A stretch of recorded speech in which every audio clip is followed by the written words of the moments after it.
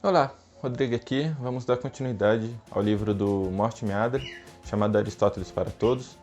Já estudamos nele o que é o pensamento produtivo, que está relacionado à técnica, em saber fazer as coisas. O pensamento prático, que está relacionado ao agir, ao discernir o certo e errado, ou seja, a esfera moral. Agora vamos entrar num pensamento teórico, que vamos estudar sobre a mente que pensa e que conhece. Aqui então a linguagem exerce um papel fundamental. E Aristóteles faz uma diferença muito clara entre opinião e conhecimento, que podemos ter opiniões equivocadas, mas não podemos ter conhecimentos errados, conhecimentos equivocados, que se tivermos um conhecimento errado, isso não é um conhecimento, é uma opinião. E como obtemos o conhecimento? Ora, ele vem através do mundo, de modo simples, através dos nossos 5 sentidos, temos acesso ao mundo. Então, as sensações que o mundo nos dá através dos sentidos, eles não são ainda o conhecimento. Eles são a matéria-prima do conhecimento, porque para obter conhecimento é necessário uma operação ativa da nossa mente sobre a matéria-prima que os sentidos nos traz do mundo. Por quê? Se o mundo nos traz a informação e não temos a capacidade cognitiva de acessar informações genéricas do que se trata aquilo, nós não vamos conhecer o mundo. Exemplo, ao vermos um gato andando na rua, aquilo traz uma imagem aos nossos olhos, mas só conseguimos decifrar aquilo porque relacionamos a diferença entre andar e correr, entre o gato e um tigre, o filhote. Tudo isso remete à nossa memória e os conceitos que formamos. Sabemos que se ele está andando em determinado modo, em uma determinada velocidade para determinado animal, aquele animal, o gato, está caminhando e não correndo. Isso são operações mentais que fazemos que não, o objeto só não traz por si só. Ele é a matéria-prima e nossa mente articula todos esses conceitos e dele traz o conhecimento. Então, ao formar ideias, nós abstraímos do fenômeno que vemos, do objeto que vemos, conceitos, ideias. Já para produzir as coisas, que é diferente de produzir ideias, nós fazemos um movimento inverso. Nós, a partir da ideia de conceito, por exemplo, imaginamos uma mesa, então produzimos essa mesa com as matérias-primas, com a material, com os fenômenos que estão no mundo. Um conhecimento na formação de ideias é o contrário. A partir do mundo, da matéria-prima que é o mundo, nós temos os conceitos. Mas apesar da mente criar ideias e conceitos através da matéria-prima que é o mundo externo, nem todas as ideias da mente têm correspondente imediato com o mundo. Por exemplo, as ideias de justiça, de bem, de certo e errado. Não conseguimos observar sensivelmente esses objetos no mundo. O mundo, então, fornece sensações para nós. E essas sensações não são certas e nem erradas. Elas só vão ser certas e erradas se a partir daí você emitir um juízo de valor, ao definir. Aquilo é, por exemplo, se você vê uma sombra de um cachorro e confunde com um gato, você teve a sensação de ver a sombra de um animal diferente. Essa sensação não está errada, mas a partir do momento que você faz a afirmação, aquilo é a sombra de um gato ou é a sombra de um cachorro, aí precisamos da correspondência com a realidade para saber se aquilo é certo e errado. Mas a sensação por si só, ela não é certa nem errada. Aristóteles então distingue 3 níveis de pensamento. O primeiro é que, a partir das matérias-primas, nós formamos ideias. O segundo é que, a partir dessas ideias, formamos juízos. E nesses juízos, então, entra a sentença de se aquilo é ou não é, se aquilo corresponde ou não com a verdade e com a realidade, ou seja, há uma sentença. E é então que entra o terceiro nível, que é o raciocínio de inferência, que é o lógico. Dado que você teve a experiência do mundo sensível, formamos a ideia, então a partir daquela ideia formamos juízos e com esses juízos vamos ter inferências para saber se aquilo é verdadeiro, falso ou lógico. Então aqui começamos o estudo da lógica de Aristóteles, ele como o seu grande fundador. É claro que através de pensamentos perfeitamente lógicos podemos ter resultados equivocados, como também podemos chegar a verdades sem usar a forma lógica.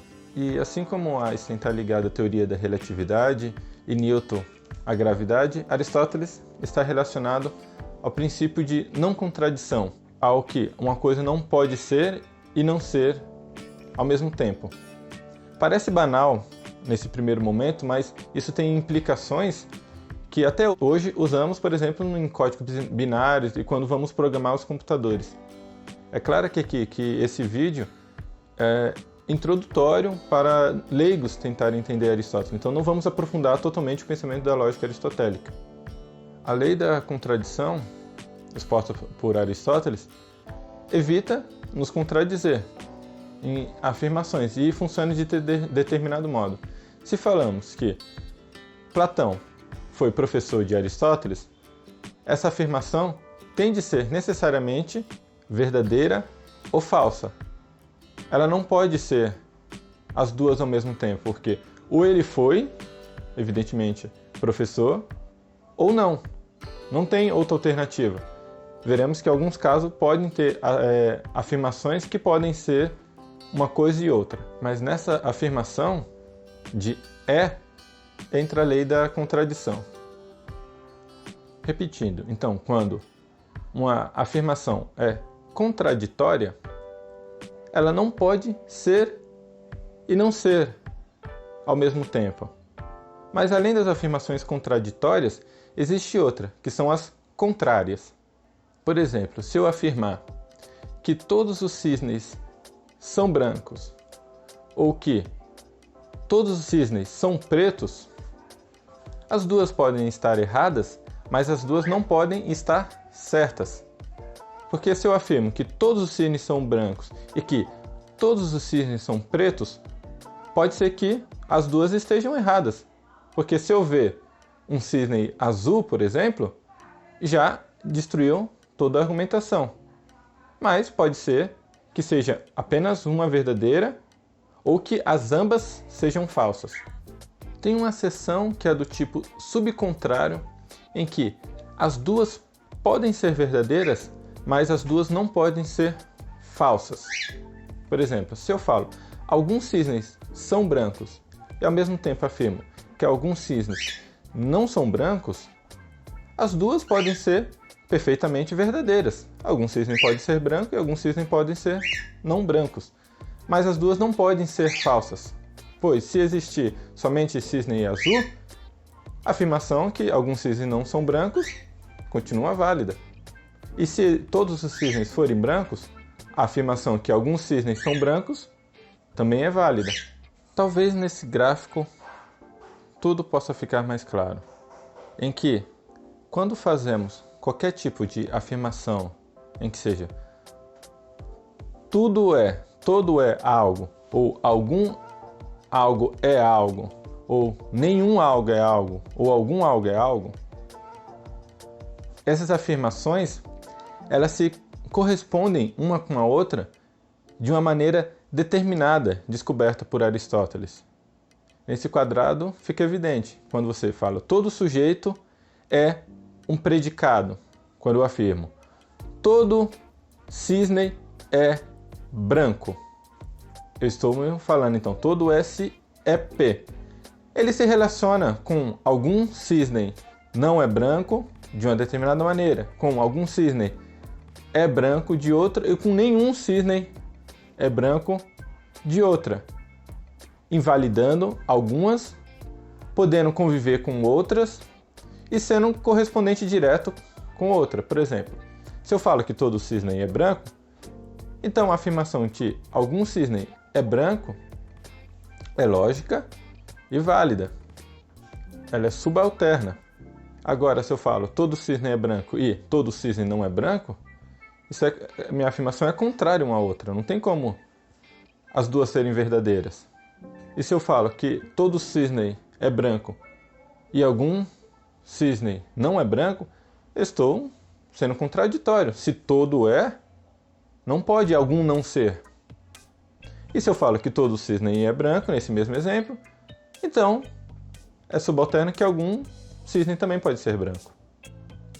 Nessas afirmações de todo é, basta um único exemplo para contradizer toda a tese. Isso acontece também na nossa vida cotidiana, quando afirmamos que determinado tipo de pessoa, por alguma característica, todas as pessoas com essas características vão agir de determinado modo. Ou seja, isso é um preconceito que é quebrado quando mais observamos pessoas que quebram esse padrão. Se eu falo, todo homem age assim porque é homem, toda mulher age assim porque é mulher, todo negro age assim porque é negro, todo branco age assim porque é branco. Estou fazendo uma generalização. Qual é? Do tipo, todo SCP, todo homem é algo nessa afirmação. Isso é uma afirmação logicamente incorreta, pois basta um caso para destruir esse argumento. Para ser bem ridículo, se eu falar toda loira é burra, basta uma loira inteligente que destrói esse todo.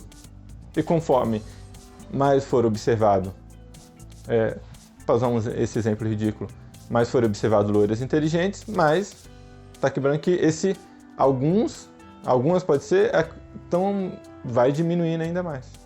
E para conduzir esse pensamento, usamos as palavras então de inferência que são já que, se, então.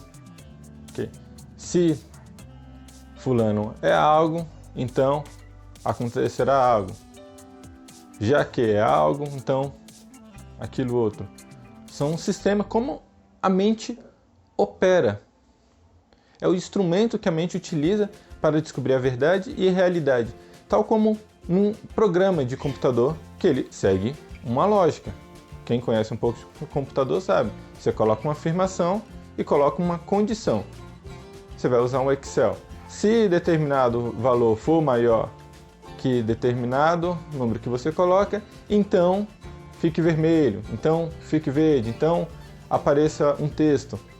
Essa mesma lógica que Aristóteles criou é a lógica como a mente, a realidade, a verdade opera, funciona. Então ela vai funcionar desde para descobrirmos verdade nas nossas ideias até programar computadores. E é claro, é possível você com pensamento lógico estar completamente equivocado, pois uma das suas premissas vai ser falsa. Então você vai construir um pensamento lógico, mas numa premissa falsa, aí há o erro. E é por isso que o conhecimento científico é sempre temporário. Ele sempre é até aparecer algo que o contradiga. Ele vai fazer uma afirmação mediante aos exemplos que ele teve, que podem ser maior. Quanto mais pessoas técnicas e especializadas corroboram, mais aquela tese fica robusta. Mas Aristóteles é bem criterioso. Ainda não é um conhecimento. Falamos então da referência imediata de Aristóteles. Em correspondente a isso, há o silogismo aristotélico, em que há uma premissa maior, uma premissa menor e a conclusão. Por exemplo, tem a afirmação: todo homem é um animal. A premissa maior. Fiz a afirmação: todo SCP, todo homem é um animal. Premissa menor: todo animal é mortal. Então temos a conclusão a partir dessas duas premissas: todo homem é mortal. Então eu posso ter um argumento logicamente válido pelo sistema formal, mas ele vai ser falseado pela realidade, porque o pensamento lógico tem que ter correspondência com a realidade. Por exemplo, se eu falar todos os homens têm asas, Sócrates é um homem, e concluir Sócrates tem asas, formalmente o silogismo está correto, mas ele é falso, porque a premissa é falsa. Na premissa está falando que todos os homens têm asas. Então não basta o pensamento formal, bem construído, para que aquilo seja uma verdade. A necessidade, então, da correspondência com a realidade, e aí sim, formalizado nesse pensamento.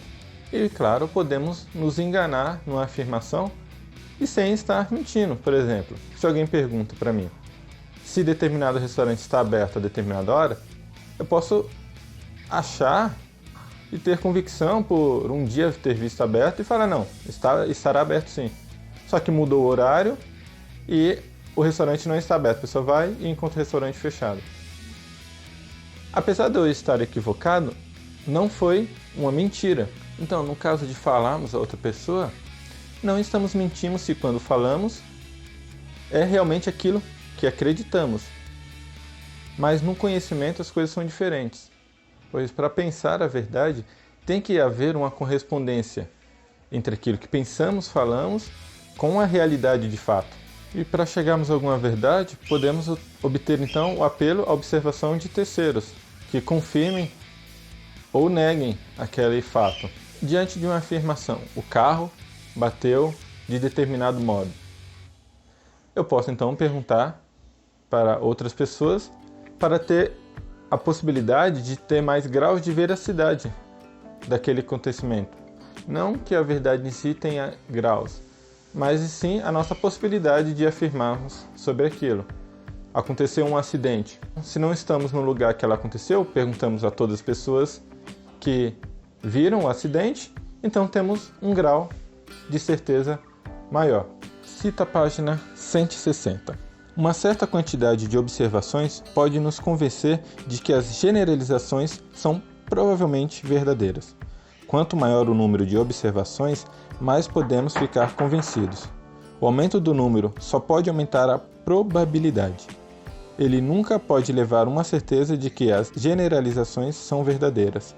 A resposta de Aristóteles à questão de que como somos capazes de dizer se uma acessão é verdadeira ou falsa pode ser resumida dizendo que somos capazes de fazê-lo apelando de um lado à experiência e de outro à razão. A percepção dos sentidos nos proporciona uma maneira de conferir a veracidade ou falsidade das afirmações em questão. Além disso, Aristóteles recomenda que sempre consideremos as opiniões dos outros antes de nos decidir. As opiniões da maioria dos homens, ou dos poucos especialistas, ou dos sábios. A distinção de Aristóteles entre conhecimento e opinião é muito drástica. É claro para ele que o conhecimento são verdades como a matemática, e o conhecimento é quando você compreende algo. O professor que ensina, ele compreende aquele objeto que está sendo ensinado e passa aos alunos. O aluno que simplesmente aceita aquela verdade, Aristóteles diz que essa pessoa não tem conhecimento. Ela tem uma opinião, ela aceitou a opinião do professor, mas não houve nela um movimento de conhecimento. Ela simplesmente aceitou aquilo como fosse mais uma opinião. E assim funciona a maioria dos conhecimentos científicos. Nós acreditamos na ciência como uma opinião. Não fomos nós que fizemos os testes, não compreendemos de verdade como aquilo funciona. E é evidente, no mundo que temos tanto conhecimento, é necessário a confiança. Mas Aristóteles, nesse ponto, ele é bem drástico. Ele iria afirmar, todos esses conhecimentos que nós afirmamos ter científicos, na verdade é só opinião, nós simplesmente aceitamos. E para Aristóteles, quando a pessoa tem gostos pessoais, está afetada emocionalmente, disso não pode haver discussão. É como discutir qual é o time mais legal, Corinthians e Palmeiras. Isso para Aristóteles nem merece ser discutido. Então, para Aristóteles, o conhecimento que é validado somente pela maioria das opiniões, mesmo que dos cientistas, não é conhecimento verdadeiro, porque o conhecimento ele tem que ser a prova de refutações. E o conhecimento científico, como sabemos, é o conhecimento que temos até o momento, como todos os cisnes são brancos. É uma afirmação como de cunho científico. Observado um grande número de cisnes, foi que todos que foram observados são brancos, então a ciência faz a afirmação, todos os cisnes são brancos. Claro, estou usando isso como um exemplo, não que é assim. E é natural que a ciência haja dessa maneira, pelo princípio de falsibilidade. Porém, o conhecimento que o Aristóteles nos divulga, ele já se mostrou verdadeiro conhecimento, porque já se passaram mais de 2000 anos e ninguém conseguiu refutar os princípios lógicos de Aristóteles, que são as conclusões filosóficas que se baseiam na experiência comum e não numa experiência particular, totalmente especial. Assim terminamos a parte 4 do livro Morte Meada. A lógica é um tema que pode ser simples, como um código binário para entender, como pode ficar muito complexo. Aqui o intuito desse vídeo e do livro baseado é mais para o público leigo. Caso eu não tenha explicado bem, ficado alguma dúvida, por favor, se estiverem assistindo, podem deixar nos comentários. Agradeço a paciência. Caso tenha alguma dúvida, por favor, pergunte.